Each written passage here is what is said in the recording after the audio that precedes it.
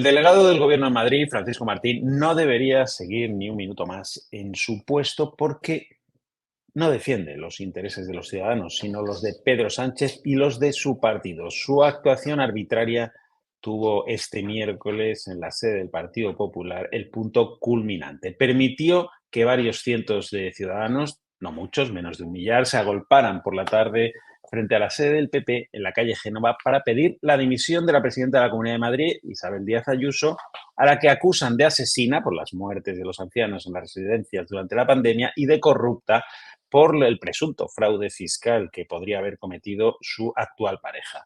La gente faltaría más, es libre de manifestarse incluso por dos acusaciones a nuestro juicio tan disparatadas como esta, allá ellos. Lo que no es de recibo es lo del delegado de Pedro Sánchez en la Comunidad de Madrid, ¿no? Hace unas semanas impidió que los manifestantes en la calle Ferraz llegaran a las cercanías siquiera de las puertas de la sede del Partido Socialista. Allí la policía, recuerden, se empleó a fondo, incluso utilizando gases lacrimógenos para dispersar a los manifestantes. Todo lo contrario de lo sucedido en la calle Génova, como decimos, este miércoles, ¿no? Donde los ciudadanos pues llegaron a las mismas puertas de la sede del PP. No es tolerable, desde luego, esta actuación y no es la primera vez que sucede, aunque sí es la más grosera. Hace unas semanas, el 21 de febrero concretamente, Francisco Martín permitió también que la protesta de los agricultores que ese día tomaron Madrid con sus tractores discurriera también justo por delante de la sede del PP. Para mayor manipulación aún, en esa ocasión Televisión Española montó un directo para informar de la protesta casualmente cuando los tractores pasaban por la calle Génova. Lo que se vio a la espalda del redactor que la televisión pública desplazó allí fue el logotipo del Partido Popular. La actuación de Martín es bochornosa, marcada por una animadversión clara hacia la presidenta de la Comunidad de Madrid. Para muestra, un botón u otro botón, ¿no? Hace unos días, el delegado del Gobierno, que es una marioneta de Pedro Sánchez, afirmó lo siguiente: llevamos mucho padeciendo una saga mafiosa que proviene de Aguirre y ahora tenemos a la madrina Ayuso. Estas declaraciones son inadmisibles y totalmente impropias para alguien que debería representar al gobierno de la nación, pero que en realidad actúa como un testaferro de su jefe, el presidente Sánchez. Martín debe dimitir, aunque todos sabemos que no lo va a hacer, entre otras cosas, porque tampoco nadie se lo va a exigir. De hecho, con su patética actuación como lacayo del sanchismo, está ganando puntos probablemente para un futuro ascenso. Así está España.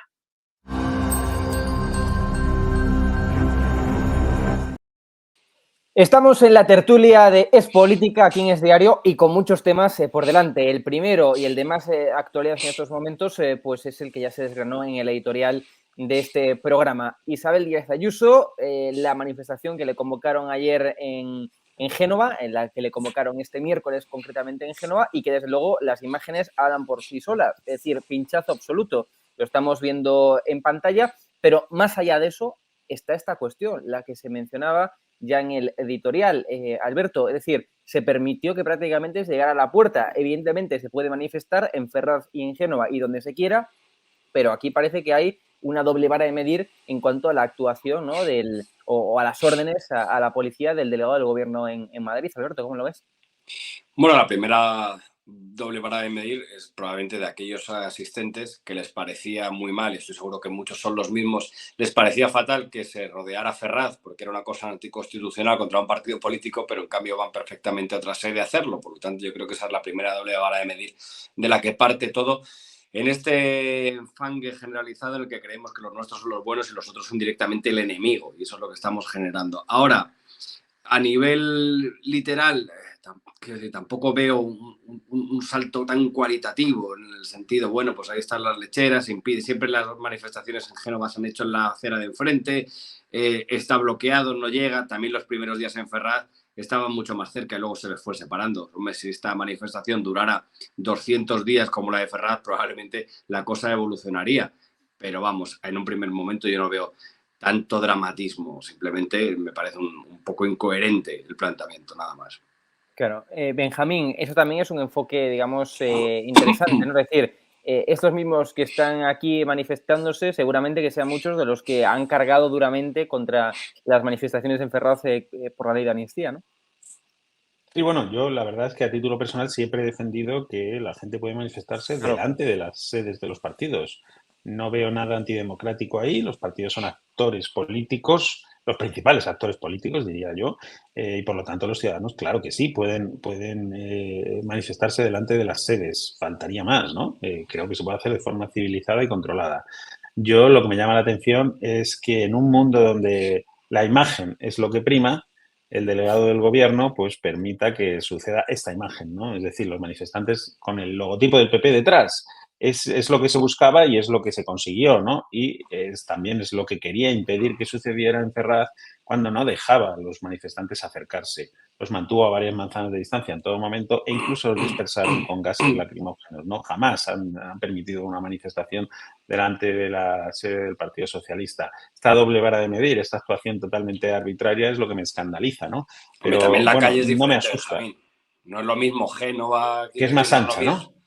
Significativamente más ancha, quiero decir que bloquear Ferraz es realmente sencillo, que estamos hablando de 2,5 carriles en realidad con la doble Ya. fila. Estamos hablando de esto es enorme y las manifestaciones que normalmente hemos visto en Génova directamente la tocaban y la rodeaban entera. Esto es muy poquita cosa y yo estoy de acuerdo que, oye, que cada uno puede ir a protestar donde quiera, pero no compararía y las manifestaciones en Ferraz se sabía que eran contra el Partido Socialista. Lo que pasa es que también había algunos energúmenos que acababan desvirtuándolas. Bueno, pues error por esos energúmenos.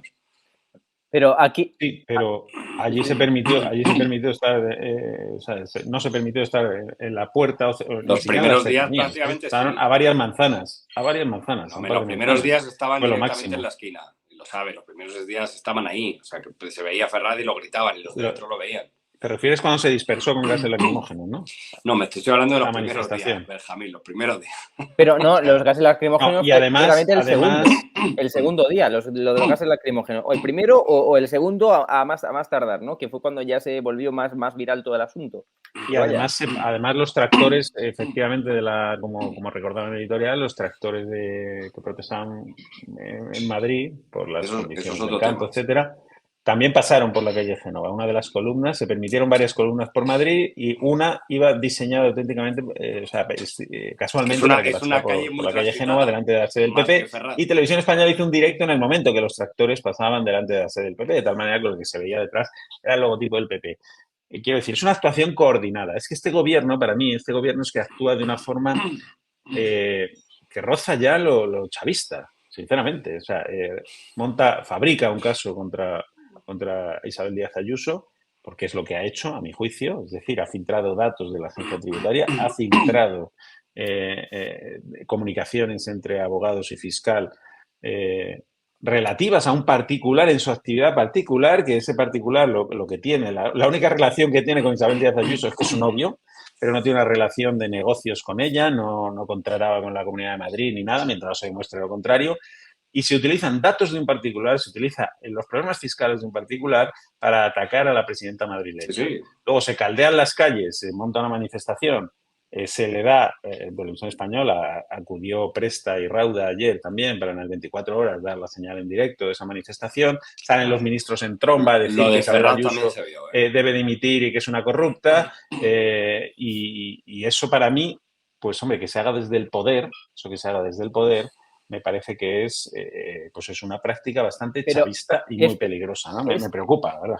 Pero esto, Alberto, también es otra de las realidades del asunto, claro. Es decir, en Ferraz era contra la ley de amnistía, que evidentemente pues ahora se está viendo, es una Bueno, realidad, se está aprobando, etcétera, etcétera, etcétera. Sí, bueno, luego se fue desvirtuando, ¿no? Evidentemente con los grupúsculos pues más radicales y de todo pelaje, ¿no? Me refiero, la base, el objetivo principal de esa manifestación, al menos en un principio, pues era protestar contra esa ley de amnistía que evidentemente es algo real que está encima de la mesa. Claro, el tema de Ayuso. Es decir, el tema de Ayuso realmente tiene tanta entidad, o mejor dicho, ¿tiene alguna entidad para que se convoque una manifestación?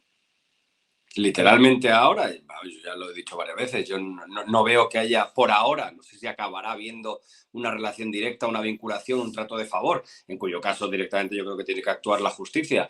Hasta ahora lo que tenemos es, bueno, pues, una acumulación de ranas alrededor de Díaz Ayuso en el cual pasan cosas que algunas sean archivadas, otras son investigadas, pero bueno, que reputacionalmente no es lo mejor posible para un candidato, una persona que es política y una representante pública de todos los madrileños. Ahora, quiero decir, pero a mí no me da ni para pedirle la dimisión por esto, Ayuso. Ya lo he dejado muy claro, pues hombre, que su novio puede ser la peor persona del mundo. Es más, incluso podemos pensar que yo no saldría con su pareja, pero a partir de ahí no sé qué responsabilidad mayor puede tener Ayuso. Ahora, que haya una movilización porque la gente está muy indignada y además había más protestas por el caso de la gestión de la pandemia y los protocolos que viene denunciado Alberto Reyero, que por lo de su pareja. Otra cosa es que, bueno, que la gente lo mezcla todo. Pero bueno, yo creo que es una cuestión de que se ha subido demasiado el tono, muy por ambas partes, no quiero ser equidistante, pero no quiero ser Óscar Puente diciendo bajar el tono cuando los otros lo bajen, la culpa es de mi hermano pequeño o del hermano mayor, pero lo cierto es que estamos generando esto, quiero decir que los políticos están generando esto porque les encanta, porque es mucho mejor tener este tipo de militantes en las calles entregados que cualquier otra persona y pensamiento crítico, ¿para qué nos vamos a engañar? Y en esto, Benjamín, también hay una doble vara de medir. Volvemos a lo mismo, ¿no? Es decir, mientras que se puede hablar a diestra y siniestra, incluso mezclar todo y enmarañar a Isabel Díaz Ayuso, montarle un caso, como decías, o se puede hablar de la pareja de Isabel Díaz Ayuso, pues parece que no se puede hablar, no se puede mencionar. Algo sí que parece que tiene más entidad, que se tendrá que investigar, evidentemente, que a ver en qué acaba, y son los negocios de la mujer de la pareja de Pedro Sánchez, bueno, pues con empresas relacionadas con la trama, con el caso Coldo. Es decir, de eso sí que no se puede hablar. Vamos a ver un vídeo precisamente de un diputado del PP y de Ana Redondo. Ustedes hablan de igualdad y dicen que todos y todas somos iguales, mientras que eso sí, agachan la cabeza frente al esposo de la cónyuge, la única mujer en España que es diferente a todos los demás, porque hasta donde yo sé, nadie puede dirigir una cátedra en una universidad pública que no es ni catedrática, ni doctora, ni licenciada, pero claro, ella no es igual. La mujer del presidente del gobierno no es igual. ¡Vergüenza! ¡Vergüenza! ¡Vergüenza! ¡No se puede! ¡No se puede! ¡No se puede! ¡Vergüenza mezclarlo todo! ¡Vergüenza mezclarlo todo! ¡El negacionismo mata! ¡El negacionismo mata! ¡Y ustedes son cómplices! ¡Cómplices de ese negacionismo! Madre mía, pues acabamos de ver a la ministra de Igualdad, a Ana Redondo, pues cargando contra ese diputado del Partido Popular, porque parece que, bueno, pues hay esa doble vara de medir, ¿no, Benjamín? Se puede hablar de la mujer, de la pareja de Isabel Díaz Ayuso, pero no de la mujer de Pedro Sánchez. Bueno, sí, lo primero es que la única que ha mezclado las cosas ha sido ella en su intervención, ¿no? Porque ¿qué tienen que ver los asesinatos machistas, los parricidios que ha habido estos días, etcétera? ¿Qué tiene que ver eso con criticar a Begoña Gómez? Es que no tiene absolutamente nada que ver, ¿no? Incluso con criticar a Isabel Díaz Ayuso, que son cuestiones absolutamente diferentes, aisladas y que efectivamente no se pueden mezclar. Que lo haga ella con ese grado de histerismo, además. Mire, señora, váyase usted a Valladolid, de donde vino, y déjenos tranquilos, si puede ser. Pero bueno, más allá de eso, es que, vamos a ver, el caso de Isabel Díaz Ayuso, el no caso de Isabel Díaz Ayuso, es un asunto fabricado, como digo, por el gobierno, atacando a la presidenta de la Comunidad de Madrid por las actividades particulares de su pareja. Me parece indecente, la verdad, hacer eso. Al igual que cuando los contratos de su hermano con la Comunidad de Madrid, eso sí merecía una explicación, porque eran contratos con la Comunidad de Madrid y es el hermano de la presidenta, y había que explicarlo. Creo que se explicó, creo que la justicia lo investigó y se archivó, pero aquello sí merecía una explicación y aquello sí merecía unos titulares de prensa, ¿no? Este otro asunto para mí no, porque es la forma de taparlo de Begoña Gómez. Pero ya intentar ver machismo en el ataque, o diríamos, o en las acusaciones que se vierten sobre Begoña Gómez, mientras se está atacando despiadadamente a Isabel Díaz Ayuso con lo que hace su pareja. Bueno, ¿dónde estaba esta señora? ¿Dónde estaba esta señora cuando Óscar Puente dijo eso de que era un testaferro con derecho a roce, el novio de Ayuso? Sí. ¿Dónde estaba esta señora? ¿No le daba vergüenza? ¿No le producía esa vergüenza, esos gritos, esa histeria? Eso no se lo producía, ¿no? Parece ser ahora que atacar a la presidenta, a la mujer del presidente del gobierno, sí es machismo. Vamos a ver. Begoña Gómez, como mujer de Pedro Sánchez, está, diríamos, en el centro de las sospechas de una trama. Le guste a Pedro Sánchez, a Ana Redondo o no. Le guste a quien le guste. Eso es así. ¿Por qué? Pues porque aparece en un máster financiado por Air Europa que fue rescatado por el gobierno. Aparece en unas reuniones con Víctor Aldama, que es el comisionista de las mordidas de las mascarillas, del caso Koldo, que casualmente también estaba en la noche famosa de Barajas con las maletas de Elsi Rodríguez y Ábalos. Claro, hombre, yo creo que esto como mínimo requiere que se explique, ¿no? Que se dé una serie de explicaciones que no se ha dado ninguna, más allá de decir Ayuso debe dimitir o más allá de decir usted es un machista por meter aquí a la mujer del presidente del gobierno, ¿no? Me parece verdaderamente lamentable, ¿no? Todo lo que está sucediendo alrededor de esto. Pero lo de Ayuso creo que sinceramente es para tapar esto de Begoña Gómez, que les pone muy nerviosos en Moncloa, les pone muy nerviosos. Yo entiendo que le duela al presidente del gobierno ver a su mujer en los titulares, pero creo que hay justificación. Igual que la veía cuando se habló del hermano de Ayuso, la veía y requería unas explicaciones. Esto también de Begoña Gómez, que son casos completamente diferentes. Estamos viendo, Alberto, en pantalla pues ese tuit que ya mencionaba Benjamín de Óscar Puente, ministro de Transportes, que a veces nos olvida que sigue siendo ministro y que es ministro, ¿no? Y dice, pues, execrable es lo del testaferro con derecho a roce. Isabel dimite, citando un tuit de Isabel Díaz Ayuso, la presidenta de la Comunidad de Madrid. Estamos llegando ya sobrepasando unos límites, ¿no, Alberto? Sí, pero fíjate que fue peor casi su defensa de ese tuit, porque le dijeron que era machista, en vez de decir, oye, pues sí, lo siento, ha sido un tuit machista, lo que vino a decir en sede parlamentaria, bueno, pero es que para machistas el Partido Popular, hizo una retahíla de 200 veces las que el Partido Popular, algunos miembros del Partido Popular han sido igual o radical o penosamente machistas. Por lo tanto, es una situación en la que lo que se nos dice es, bueno, yo soy machista, pero menos machista que los otros, por lo tanto, lo mío se perdona porque, joder, para machistas lo de derechas. Oiga, usted será machista a pesar de que León de la Riva dijera lo que dijera, lo suyo es particular. Entonces, ya llegas a perder en esta situación en la cual, pues es de los míos, entonces es machismo, pero poco, porque en realidad el machismo es peor, que es lo mismo que la corrupción. Bueno, la corrupción mía tampoco es corrupción, porque para corrupción la de los otros. ¿Cómo va a ser lo mío corrupción si yo apenas he robado? Pues esto es lo mismo. ¿Cómo va a ser lo mío machismo si apenas soy machista en comparación con otros? A ese nivel, por lo que se acaba perdonando es absolutamente todo. Y si lógicamente no se puede hablar, y no entiendo por qué no se puede hablar de Begoña, en el sentido de, yo no estoy hablando de Begoña como mujer, no la estoy criticando por ser ella o por su relación con su marido personal, quiero decir, a mí eso me da igual, es justo lo contrario que Díaz Ayuso, en el sentido, me da igual Begoña Gómez como Begoña Gómez, lo que quiero saber es si ha tenido una implicación que supone que el gobierno de España, a través del presidente del gobierno, ha habido algún tipo de desvío de fondos. Eso es lo único que me interesa, no por ser mujer. Si fuera otra persona, tendría el mismo interés por saber lo que ha pasado. Claro que no es machismo, evidentemente que no es machismo, pero es la única forma que tienen de defender, no solamente defender, sino poner un mantra que es de eso no se puede hablar, que es peor. Es de eso no se puede hablar porque es machista. Entonces, claro, ya... Oye, pues no me atrevo ni a preguntar. Pues claro que me atrevo a preguntar, evidentemente. Que me van a llamar, ¿usted machista? Pues me ha llamado facha, me ha llamado de todo. ¿Qué más da una cosa? Es que, si me permites, Hugo, es que es un paso más en esta campaña, diríamos, que se parece mucho a lo que podría hacer Nicolás Maduro en Venezuela. De verdad lo digo porque es que así lo siento, ¿no? O sea, es decir, tú filtras datos de un particular, ¿vale? Los aireas, se los filtras a medios de comunicación, amigos que los amplifican al máximo, los llevan a portada, ¿no? Dices, bueno, ¿dónde está la noticia exactamente de que el novio de Isabel Díaz Ayuso fuera un presunto defraudador fiscal, ¿no?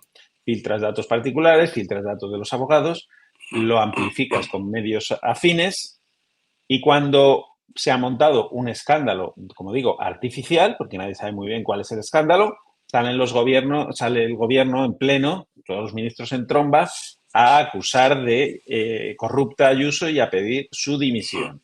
Y no termina ahí la cosa, porque es que lo que hacen a continuación es montar una manifestación en la sede de Ferraz y acusar a todo el que contraataque de alguna manera, al que denuncie cualquier caso de corrupción en el gobierno, de ser un machista, de ser un vendido, de ser tal. Claro, es que es la fabricación de manual de un caso. Me parece verdaderamente lamentable y peligroso porque es que se hace desde el poder, ¿no? Y cuando esto se hace desde el poder, no se hace desde un medio de comunicación, se hace desde la Moncloa, digamos, utilizando a medios de comunicación, sí, pero desde la Moncloa, pues hombre, no sé, el ciudadano yo creo que se siente indefenso, ¿no? Porque es que te lo pueden hacer a ti en cualquier momento, se lo puede hacer a cualquiera. O sea, no hay escrúpulos, no hay límites, ¿no? Utilizar el poder para esto desvirtúa mucho la democracia, creo yo. Bueno, pero más allá de eso, ¿no? Estaba recordando justamente un tuit del Partido Popular que publicó, pues creo que recordar que fue este miércoles, ¿no? Que se veía a María Jesús Montero ahí señalando y decía, no te metas, algo así, no te metas conmigo si no te va a caer una filtración del IRPF. Claro, hemos llegado hasta este punto, ¿no, Alberto? Sí, bueno, no es la primera vez. Recordemos que ya se han hecho amenazas desde Hacienda en su momento a periodistas, en su momento, bueno, se ha perseguido mucho y es bastante terrible porque al final lo único que nos queda a los ciudadanos es saber que hay cierto nivel de control y de objetividad en el cual Hacienda no va a ir a por personal concreto, es decir, no se va a situar un nombre y una investigación. Otra cosa es que sepamos que puede llegar a pasar. Pero es sorprendente que desde la tribuna pues hayamos visto gestos que yo no sé si significan lo que significan, como el propio Pedro Sánchez le diciéndole a Feijóo, y hay más, o sea, pues si hay más denúncielo, pero no me amenace, que usted es el presidente del gobierno, que como dice Benjamín, usted tiene el poder del Estado. ¿Qué es eso de amenazarme? Hay más. Coño, pues vaya, salga ahora mismo de sede parlamentaria y vaya a la justicia a poner la denuncia correspondiente, pero esas amenazas son bastante complicadas. Y claro, eso es entre ellos, pero el ciudadano lo verá y dirá, joder, mancho, yo no sé si quiero generar riqueza en este país, yo lo mismo me voy, porque es que no sé qué me va a pasar como Hacienda un poquito, y ya no te digo como alguien quiera entrar en política, bueno, no va a entrar en política nadie que tenga dos dedos de frente, lógicamente. El Senado, con mayoría absoluta del Partido Popular, pues ha puesto, bueno, le ha reclamado, le ha exigido al Congreso de los Diputados que retire la ley de amnistía porque bueno, pues se tiene encima de la mesa ya un informe de los letrados del Senado que dicen claramente y textualmente que la ley de amnistía es ilegal. Así pedía, por tanto, así generaba este conflicto, digamos, entre el Senado y el Congreso, y así lo explicaba Alicia García, la portavoz del PP en el Senado. Quiero anunciar que el Grupo Popular va a proponer que esta Cámara, en defensa de sus atribuciones constitucionales, inste formalmente al Congreso de los Diputados a retirar la ley de amnistía por tratarse de una reforma encubierta de la Constitución. Porque ustedes están acostumbrados a recurrir a tramitaciones fraudulentas con tal de salirse con la suya. Por un lado está la legalidad y por el otro lado está Pedro Sánchez. Cualquier gobierno que tuviera algo de dignidad retiraría esta ley porque es la única salida decente. Y les aseguro que el Partido Popular defenderá por encima de todo las facultades de esta Cámara, los derechos de todos los españoles, porque no está solo en juego la capacidad del Senado, sino la defensa del Estado de Derecho y el cumplimiento de la Constitución. Bueno, lo acabamos de ver, Alberto, aquí también hay una base, ¿no? Y es el ninguneo, lo publicamos este miércoles en Es Diario, el ninguneo por parte del gobierno, por parte del PSOE al Senado, que es una cámara exactamente igual de importante que el Congreso de los Diputados. Bueno, pues los letrados del Senado, exponen, ¿no?, un informe donde se tilda de ilegal y constitucional la ley de amnistía y directamente, pues desde el PSOE, desde el Congreso, pues dicen, bueno, pues que puede decir misa el Senado. La ningunean porque efectivamente al final no aprueba ni desaprueba leyes y por lo tanto la hoja final está en el Congreso de los Diputados y eso es lo que ellos saben y lo que ellos controlan y lo que les interesa. A mí lo que me sorprende es que hayamos diseñado un modelo constitucional, bueno, que no es del todo perfecto, pero a veces cuando se ve tan de manera literal asombra, ¿no? O sea, que los letrados de una de las cámaras de representación esencial de un país diga que algo es inconstitucional pero no lo pueda parar. Es sorprendente, ¿no? Quiere decir que a veces lo damos por obvio, pero te está diciendo el Senado, ni más ni menos, o sea, una Cámara de Representación te está diciendo, oiga, esta ley, según nosotros, es inconstitucional y aún así están obligados a tramitar algo inconstitucional, que ellos valoran como tal. Sí, ¿hasta qué punto un juez puede parar la labor legislativa de los representantes?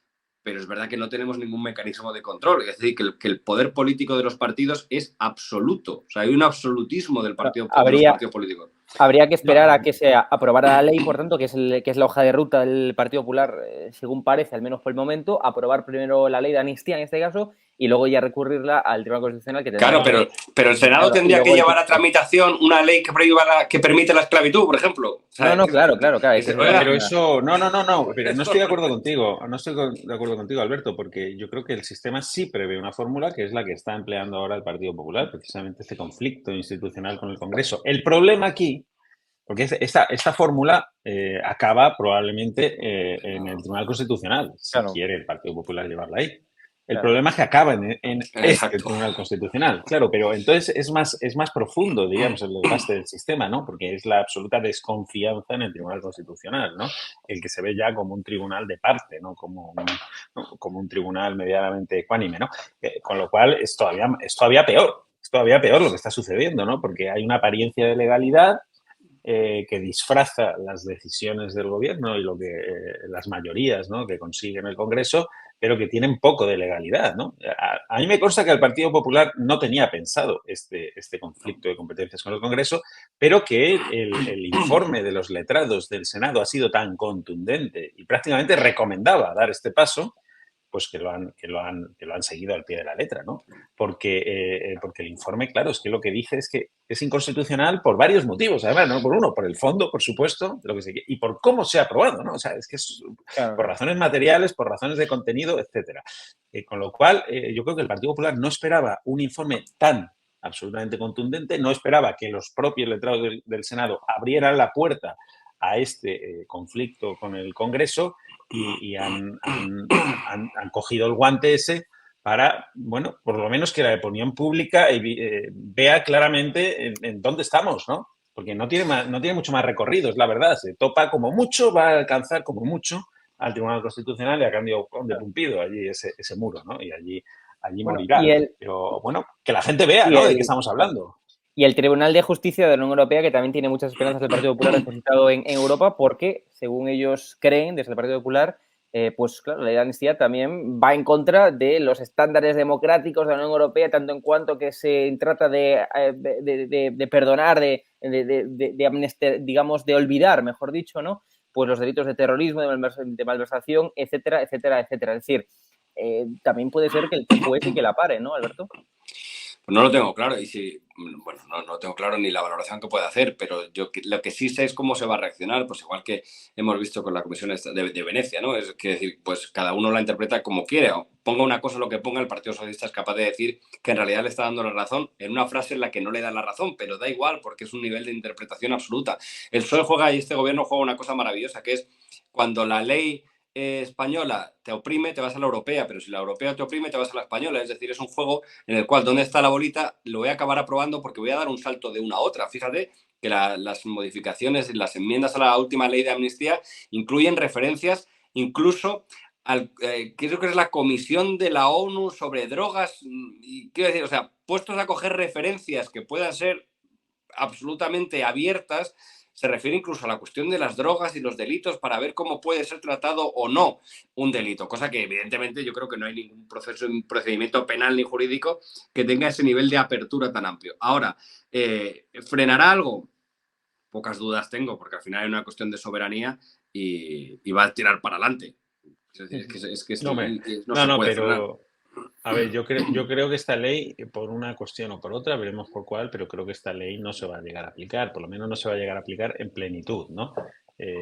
Puigdemont no creo que vaya a disfrutar de los beneficios de la ley de amnistía, en ningún caso, porque, bueno, veremos a ver qué dice el Tribunal de Justicia de la Unión Europea, que yo creo que no va a admitir como mínimo determinados puntos de la ley. Pero mientras eso llega, que será un proceso más o menos largo, la ley se paraliza. Por lo tanto, Puigdemont no va a disfrutar, o si lo disfruta será dentro de mucho tiempo. Mientras tanto, no los va a disfrutar los efectos de la ley, ¿no? Y yo creo que esta ley, sinceramente, y espero y deseo además por el bien del Estado de Derecho en España y por la salud democrática de este país, que no acabe aplicándose, ¿no? Claro. De hecho, tú publicabas, Benjamín, recuerdo un artículo que el juez de Llarena pues tiene esa, que es quien tendría que decidir sobre Carles Puigdemont, tiene esa facultad, ¿no?, de elevarlo al TJUE y, por tanto, con esa cuestión prejudicial paralizar, ¿no?, el tribunal, o sea, Llarena y cualquier juez que tenga que aplicar la ley. Pero en el caso de Puigdemont, claro. Un tribunal sentenciador, cualquiera que esté ahora mismo, que tenga que aplicar la ley de amnistía, cualquier juez puede presentar ante el Tribunal de Justicia de la Unión Europea esa cuestión prejudicial. Y paralizar, por tanto, una consulta, diríamos, una consulta, ¿no?, sobre la legalidad de la ley o el alcance de la ley, que paraliza la aplicación de la ley, al menos en ese caso concreto, ¿no? Pero como hay que ver ley... también el alcance de la cuestión prejudicial que pueda plantear el Supremo, ¿no?, el alcance, porque a lo mejor la paralización de la ley es muy amplia eso habrá que verlo, pero vamos, que la ley no va a entrar en vigor así como así, eso está cantado. Pero sabes que hay un puente de cableado para evitar teóricamente eso, que es la aplicación inmediata más allá de las cuestiones prejudiciales, es decir, que se debe de aplicar y luego las prejudiciales, eso es lo que han puesto. Pero eso no es posible. Bueno, no es posible. Yo no es posible. No es posible, ya lo dejo muy en duda. No es posible porque Puigdemont insistió en eso precisamente. Sí, bueno, y en teoría figura en el texto, ¿no?, de la ley de amnistía. Por eso digo. Pero también podría figurar, esta ley será constitucional independientemente de lo que diga el Tribunal Constitucional. Efectivamente. Claro, quiero decir que el papel lo aguanta todo, pero la realidad jurídica es la que es, ¿no? Ahí sí que ni el Tribunal de Justicia de la Unión Europea ni la propia Unión Europea permitirían que una ley local, en este caso de España, ningune, digamos, el sistema judicial de la propia Unión Europea. Es absolutamente... Eso es imposible que suceda, Alberto. No puede, pues ya no lo puede está haciendo. suceder, por mucho. No, están intentándolo, pero no va a suceder. Bueno, se va a paralizar.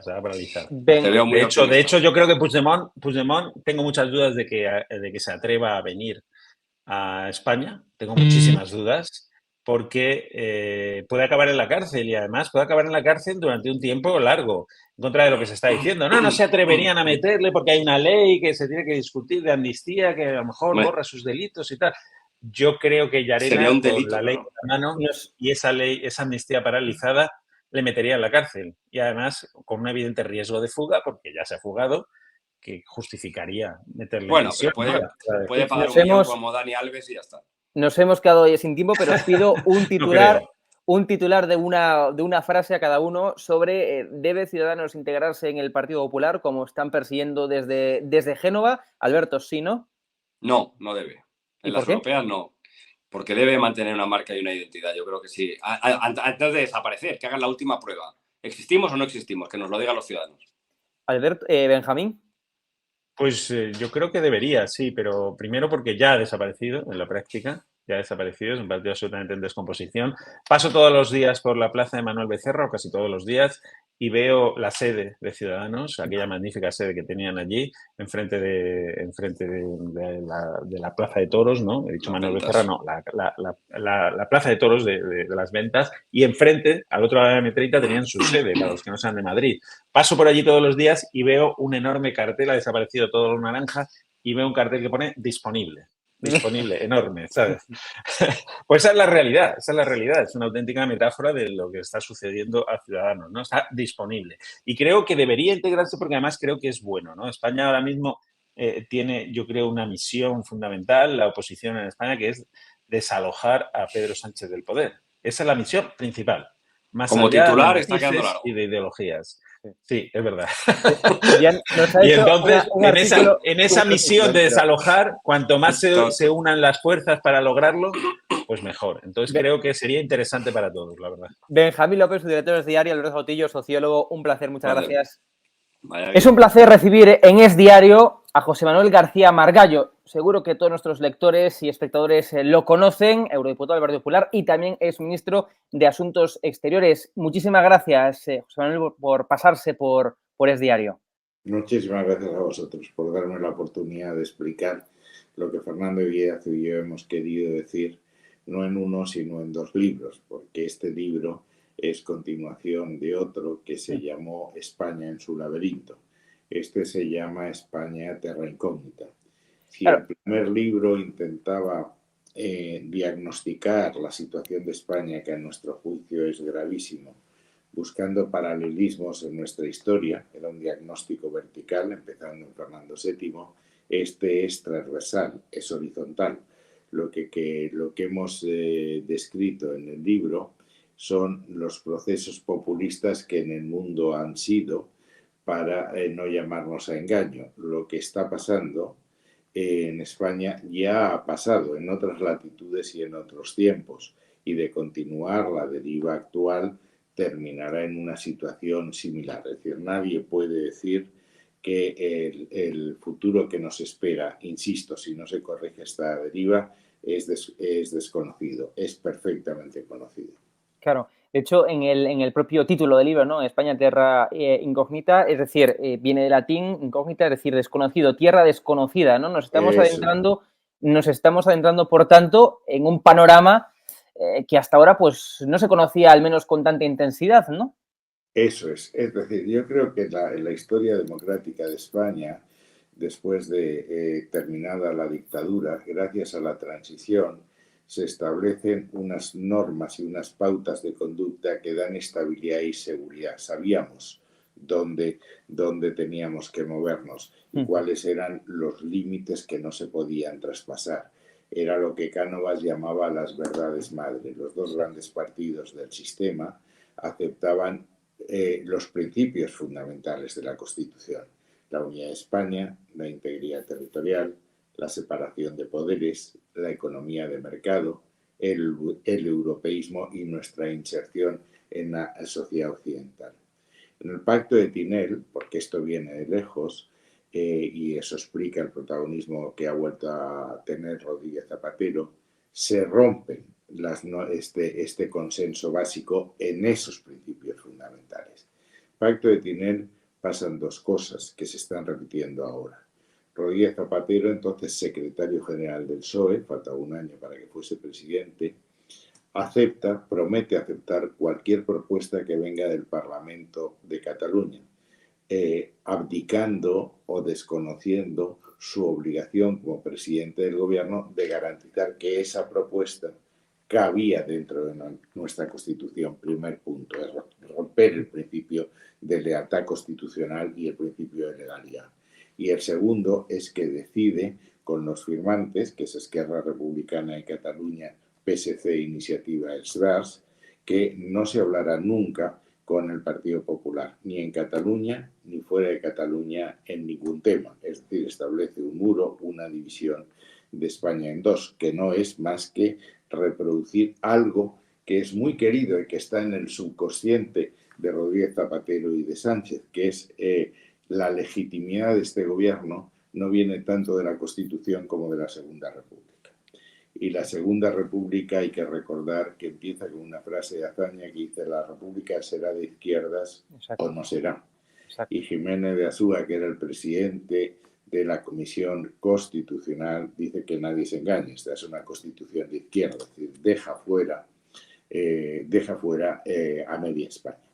Y ha habido, para que veas la actualidad que tiene esto, unas declaraciones de la ministra Montoro ayer diciendo que ella prefiere 50.000 veces aprobar cualquier presupuesto del Partido Socialista antes que uno del Partido Popular. No importa el qué, si el presupuesto es bueno o no es bueno, si es coherente con la situación económica, si aumenta el bienestar de los españoles, lo que importa es quién lo firma. Si lo firma el Partido Socialista, vamos para adelante. Si lo propone el Partido Popular, no vamos para adelante. Claro, es una declaración de polarización, de división de España en dos, como hacía tiempo que yo no recordaba. Claro, en su libro, Eurodiputado, también, claro, se habla, por así decirlo, de un nuevo actor. Claro, el independentismo, el secesionismo, pues estaba ya, digamos, encima de la mesa. Los populismos, pues, tanto en España como en tantos otros países del mundo, sobre todo también en América Latina, pues existían, ¿no? Pero ahora vemos un nuevo actor y es el sanchismo, que también se habla, ¿no?, en su libro. Es decir, la pregunta, ¿el PSOE volverá a ser en algún momento lo que era o el sanchismo ha, digamos, dinamitado ese PSOE que existía? Bueno, yo creo que la respuesta efectivamente es que lo ha dinamitado. Pero antes, como tú apuntas, España ha tenido siempre dos movimientos que han desconocido, han ignorado la Constitución y han intentado acabar con el llamado despectivamente régimen del 78. Los secesionistas, que lo hicieron incluso utilizando el terror, y un movimiento de izquierdas, un movimiento populista, que quería transformar la España constitucional en una especie de república plurinacional, confederal, con derecho de autodeterminación y con una economía intervenida. Mientras los dos partidos centrales del sistema, UCD y PP de un lado y Partido Socialista Obrero Español de otro, han coincidido en que eso eran líneas que no se podían traspasar, no había problema. El problema es que el sanchismo ya ha consagrado el muro, como te decía antes, como como principio y el relativismo como dogma. La gran aportación de Sánchez a la ciencia política es que él ha descubierto que para hacer un gobierno no hace falta ganar las elecciones. Claro. Basta tener una mayoría que te sostenga. Y cuando no tienes líneas rojas ni principios, el hacer esa mayoría es relativamente sencillo. Pero cuando tú aceptas traspasar todas las líneas rojas, lo que has acabado es con las reglas del juego. Es decir, no es que le des una patada al rival, es que simplemente has dicho que no vas a respetar el reglamento, y eso es en lo que estamos. Y ahora estamos muy centrados en la amnistía, pero la amnistía no es más que un paso más en este proceso de demolición de las instituciones. ¿Por qué? Porque esa operación de taxidermia, de vaciar a un animal, rellenarlo y coserlo para hacer un animal distinto, para transformar España en esa confederación asimétrica y nebulosa, una especie de conjunción de estados asociados, no es posible dentro de la Constitución. Saben, por otra parte, que no tienen los números para modificar la Constitución. Y lo que están haciendo es debilitar las instituciones desde dentro, como la carcoma, para que en un momento determinado todo sea posible. Y eso, en el libro insistimos mucho, ya lo conocemos. Es exactamente lo que hizo Mussolini del año 22 al año 25, que es el asesinato de Matteotti. Sí. Gobierna con la Constitución, con los partidos políticos, con la ley de prensa, etc., pero desde dentro está vaciando de contenido las instituciones, y cuando se encuentra con un problema como responder al asesinato de Matteotti, lo rompe todo. ¿Sí? Y eso es lo que ha hecho Chávez en Venezuela y Maduro. Y por eso nosotros alarmamos, decimos, cuando en Venezuela decían esto no es Cuba, pues pasó. Y cuando aquí decimos esto no es Venezuela, pues puede pasar. Claro. El Partido Socialista, que se erige en muchas ocasiones como defensor de la democracia, lo cierto es que ahora mismo está siendo sostenido no por las mayorías, ¿no?, que en teoría pues es lo que mueven a las democracias, sino por unas minorías, los grupos parlamentarios en el Congreso independentistas, que están en estos momentos pues condicionando no solamente la actuación del Congreso, sino que la propia actuación del Ejecutivo, del Gobierno de España, ¿no? Y nadie le obligó a Pedro Sánchez tener que sostenerse o depender de esas minorías, ¿no? Vamos a ver, es que hay dos cosas que hay que distinguir, democracia y liberal. O sea, democracia responde a la pregunta ¿quién manda? Claro. ¿Quién manda? El que tiene los votos del pueblo. Liberal es cómo manda. Tú puedes tener los votos del pueblo, pero puedes utilizarlos de una forma que acabes con la democracia liberal. Porque hay dos reglas de oro en el libro este famoso de Harvard de cómo mueren las democracias. Sí. Dice que las democracias liberales, aparte del respeto a la Constitución, cosa que este gobierno no practica, hay dos reglas fundamentales. Uno es la contención institucional y otro es la tolerancia mutua. La contención institucional se da cuando los dirigentes que han ganado las elecciones renuncian voluntariamente a abusar del poder. Y la tolerancia mutua es no considerar a tu adversario más que como adversario, no como un enemigo. Y por tanto, respetar su margen de actuación y sobre todo las posibilidades de sustituirlos en el gobierno. Y eso es exactamente lo que no ocurre. Aquí ha habido miles de informes que dicen que la democracia española, desde que llegó Sánchez, ha dejado de ser una democracia liberal para ser una democracia iliberal. El modelo en el que se miran siempre es Iberoamérica, todos. Y eso lo ha asumido Pedro Sánchez. Es decir, ha destruido a Podemos, pero se ha quedado con la ideología de Podemos. Es el pueblo el que manda, y manda absolutamente sin ningún tipo de limitación. Y eso se ve en la práctica, porque a mí me gusta siempre apoyar mis afirmaciones en pruebas concretas, en el silenciamiento del Parlamento. El 70% de las decisiones legislativas que este gobierno ha adoptado son decretos leyes. Sí. Que la Constitución dice que están previstos para casos de urgente necesidad. Es la regla. De ese 30% hay muchos que son proposiciones de ley. ¿Para qué? Para evitar los informes de los órganos que la Constitución establece como garantía del principio de separación de poderes. En materia de administración, ocupan, con K, toda la administración irán a por los grandes cuerpos. Ya es el CNI, la Comisión Nacional del Mercado de Valores, el CIS, Televisión Española, etc.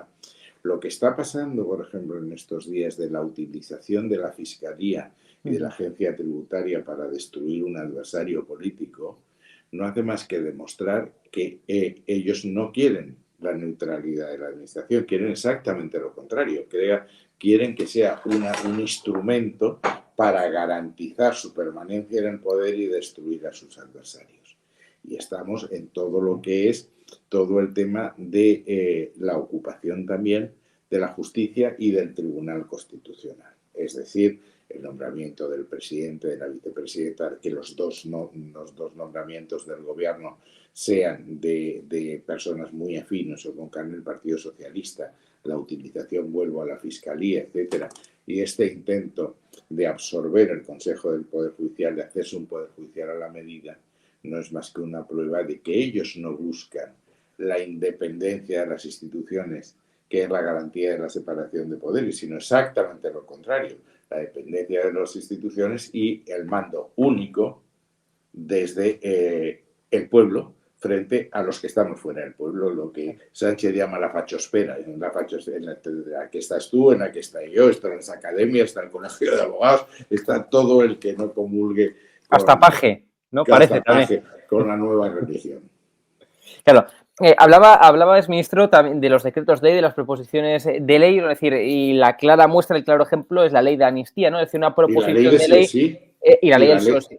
Exacto. En cuanto a ley de amnistía, una proposición de ley, es decir, firmada únicamente por el Partido Socialista, que claro, que como dice... Tramitada por procedimiento de urgencia para que pase con el menor ruido posible. Y para no tener esos informes preceptivos que exigiría un proyecto de ley que emane desde el Ejecutivo, que viene siendo el proyecto del CGPJ, el informe del CGPJ, el informe en este caso también del Consejo Fiscal, del Consejo de Estado, etcétera. Es decir, eso también es una de las partes que hacen destruir las instituciones, ¿no? O el sistema. Es que esos informes, que son preceptivos pero no vinculantes, exacto, se obliga a pedirlos porque estos órganos son los que garantizan la permanencia de la separación de poderes. Cuando tú al garante, es decir, al policía de la porra, lo que hace es ponerlo cara a la pared para pasarte el exceso de velocidad, bueno, pues estamos en un camino muy peligroso, ¿no? Claro. ¿Y en qué va a acabar esto, ¿no? También es una de las preguntas que se hace nuestra audiencia. Es decir, la Unión Europea, como eurodiputado, conoces perfectamente, ¿no? La Unión Europea, ¿hasta qué punto es posible que el TJUE, una vez que se apruebe la ley, una vez que efectivamente el Partido Popular ya anunció, se recurra ante el Tribunal Constitucional y también ante el Tribunal de Justicia de la Unión Europea, ¿qué puede ocurrir? ¿Cuál es la sensación ahí en Bruselas? A mí me da la sensación que hay tres. Primero, la Comisión de Venecia ha dicho algo que va a ser muy tenido en cuenta por el Tribunal de Justicia de la Unión Europea. Ha dicho que es decir, que la Comisión no entra en si la ley es constitucional o no, porque ese no es su cometido. Pero en un párrafo posterior dice que hubiese sido muy conveniente que hubiese sido precedida una reforma constitucional. ¿Por qué? Porque cuando el gobierno dice que ha habido amnistías en otros casos, y es verdad que ha habido 50 amnistías desde la guerra, pero todas han sido en países en que la amnistía estaba amparada por la Constitución. No es nuestro caso. Claro. Y aquí hay un tema muy, muy grave que ha pasado muy desapercibido en medios de comunicación. Es la doctrina subyacente. La doctrina subyacente, que yo he discutido con Carmen Calvo muchas veces, por cierto, ahora presidenta del Tribunal del Consejo de Estado, es que el poder político puede hacer, las autoridades, el poder público puede hacer todo lo que no está prohibido. Es lo contrario de lo que dice la democracia liberal. La democracia liberal que dice que tú, que eres un ciudadano corriente, que no tienes poder público, puedes hacer todo aquello que no esté prohibido. Los poderes públicos no. Solo pueden hacer aquello que esté expresamente permitido. Claro. Y como sabes, la Constitución prohíbe el indulto general, con mayor razón la amnistía general. Y el que tenga alguna duda, que vaya al debate constitucional y vea las dos enmiendas que nosotros citamos aquí, una de Llorens y otra de aquel profesor que fue del PSP y que luego fue embajador en Venezuela, ya me acuerdo. En fin, hay dos enmiendas en que se plantea que hay que regular la amnistía y la ponencia dice que la amnistía no cabe en la Constitución. Y en esa misma base también va el informe de los letrados del Senado que hemos conocido, y que aquí también hay otro problema, yo creo que de base, y es el ninguneo por parte del gobierno, por parte incluso hasta del Congreso, de una Cámara que es tan importante como el Congreso de Diputados, que es el Senado. Es que ellos, por ejemplo, Carmen Calvo sostiene que la soberanía está en el Congreso. No, mire usted. El poder legislativo está en el Congreso y en el Senado. Exacto. Y el Congreso y el Senado, lo mismo que el Poder Ejecutivo y el Poder Judicial, están sometidos a la Constitución y las leyes. No tienen poder absoluto. Eso es la autocracia permanente. Pero hay otra cosa, para ser muy concreto. Yo creo que en el Tribunal de Justicia de la Unión Europea va a haber 3 supuestos, aparte del ámbito temporal, el ámbito objetivo, la seguridad, todo eso que dice la Comisión de Venecia, 3 supuestos que van a ser contemplados con lupa. Primero, la malversación. Han modificado la malversación, pero a los contribuyentes europeos no les gusta que vayan dilapidando su dinero. El terrorismo. Y en tercer lugar, la alta traición, porque ahora preocupa y mucho, como te puedes imaginar, la presión de Rusia sobre la Unión Europea. Y lo estamos viendo en la coronación imperial de Putin por los siglos de los siglos. Por tanto, yo auguro que va a haber dificultades en el Tribunal de Justicia de la Unión Europea cuando se plantee una cuestión prejudicial. Claro. Por no perder de vista el libro España Terra Incógnita, lo que estamos comentando también yo creo que afecta, ¿no? Esa destrucción o ese vaciamiento de las instituciones, pues por ejemplo tener a ministros como Óscar Puente, que no saben diferenciar su faceta de ministro, su faceta más institucional, con su faceta más de político. Estamos viendo en sus tweets conocidos, en sus tweets famosos contra Ayuso, incluso hasta contra Ayuso y contra otros políticos, ¿no? Incluso hasta con tintes machistas. Eso también es un claro peligro, ¿no? Usted como ministro. Pero es un síntoma de todas las autocracias.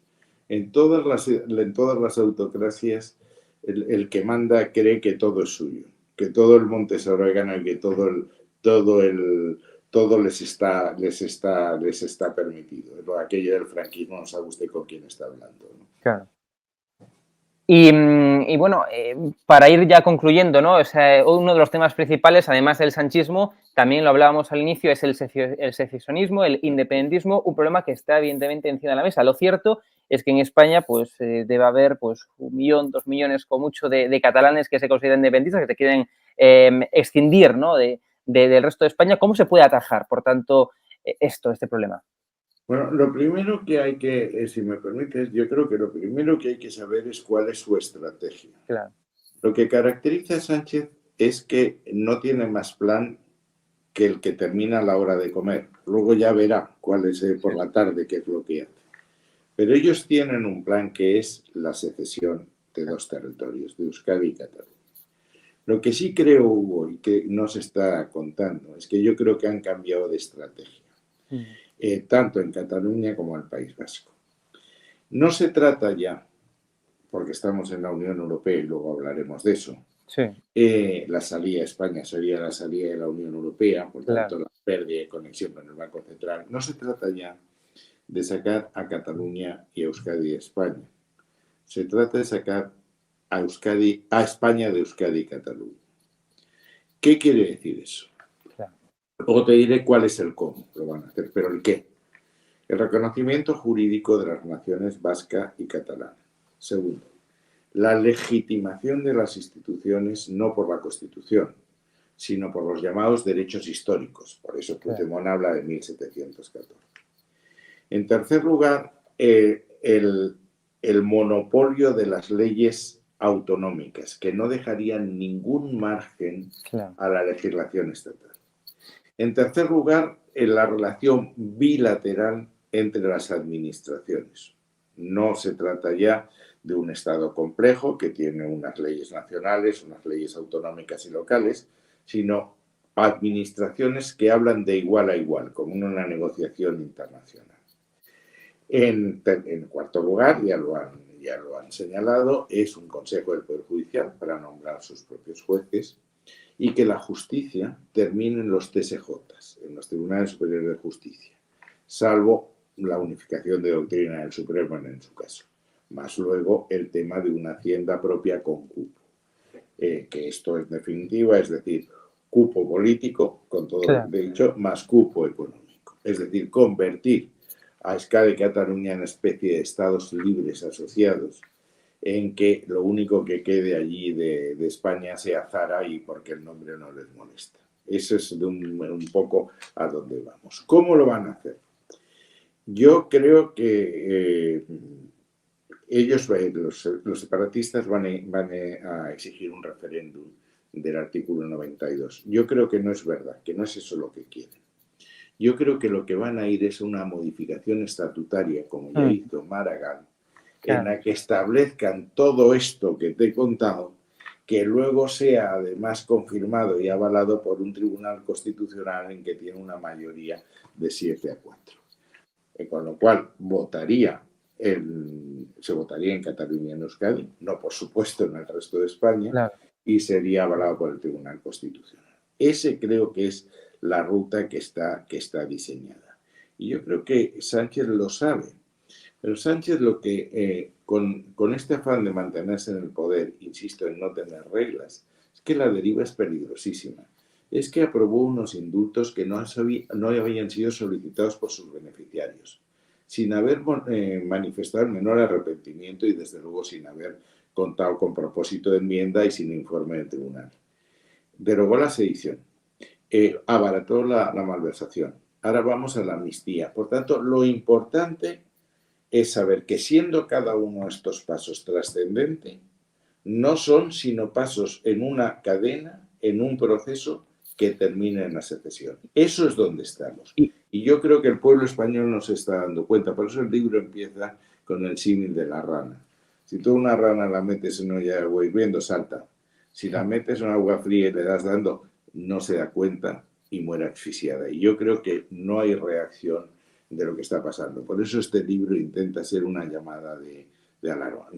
No diré que yo sea el alcalde de Móstoles, pero si pretendemos decir España perece, españoles acudidos a salvarla, ¿no? Es un grito a la sociedad civil. Y Junts está convencido que el referéndum de autodeterminación ya está de alguna forma firmado y negociado con el Partido Socialista. Más que nada porque yo le preguntaba, sin ir más lejos, hace unos días a Miriam Nogueras, portavoz de Junts en el Congreso, en una rueda de prensa que dio, le preguntaba, bueno, pues si van a conseguir también, como ya consiguieron por parte de Pedro Sánchez la ley de amnistía, si también van a conseguir el referéndum de autodeterminación. Y textualmente lo que me contestó Miriam Nogueras es que eso ya está firmado, textualmente ya está firmado con el PSOE en ese acuerdo de investidura de finales del año pasado y que por tanto ya está encima de la mesa. Es decir, que el PSOE ya ha accedido, ya ha firmado en un documento junto al logotipo de Junts pues el referéndum de autodeterminación. Ya están convencidos que lo van a tener, vaya. Yo insisto en que no creo que va a haber un referéndum de autodeterminación, porque eso es claramente inconstitucional, sin una modificación estatutaria que va a ser refrendada por el pueblo. Eso es lo que se tendrá que negociar ahora, pero que ya está... pero eso es el cómo, no el qué. El qué sí que está. El cómo. Y yo creo que el cómo van a ir por ahí. Es decir, oiga, nosotros vamos a hacer un estatuto, vamos a poner todo lo que, los 14 artículos que derogó el Tribunal del Estatuto de Maragall, más todo lo que te he contado. Esto lo plebiscita el pueblo catalán, lo ratifica el Tribunal Constitucional y ya tienes el cambio hecho sin grandes ruidos. Ellos hablan también del referéndum del 92. Yo insisto en que creo que esa va a ser la vía. La vía, insisto, la idea es sacar a España de Euskadi y Cataluña. Bueno, pues tenemos aquí en pantalla su nuevo libro, España, Terra Incógnita. Para concluir, como siempre suele hacer en estos casos, ¿por qué el lector, quienes nos están viendo en esta entrevista, por qué tienen que comprar este libro? García Margallo. Porque a mí me preocupa mucho la indiferencia ante lo que está pasando.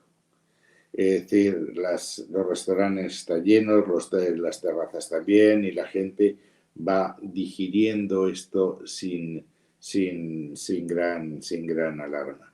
Y cuando den el asalto final, nos vamos a encontrar con unas instituciones muy debilitadas, unas instituciones vaciadas de contenido, han hecho la carcoma a fondo, y yo creo que España debe reaccionar. Yo siempre, mira, tengo encima de la mesa siempre una reflexión de Miguel de Unamuno. 1913 fue una época parecida a esta, después de la Semana Trágica y una serie de gobiernos que no acababan de dar con la tecla, en que dice don Miguel de Unamuno, me preguntó un amigo extranjero, ¿qué quiere España? Y yo le contesté, España no quiere nada, quiere que la dejen en paz. Y dice, y así hasta Dios la ha dejado de su mano. De lo que se trata es de que cada uno en el puesto en el que estemos, con la responsabilidad que tengamos, etcétera, los que sentimos pasión por España, hagamos algo. Como decía Burke, los malos ganan cuando los buenos no hacen nada. José Manuel García Margallo, eurodiputado del PP, exministro de Asuntos Exteriores, ha sido un placer. Muchísimas gracias.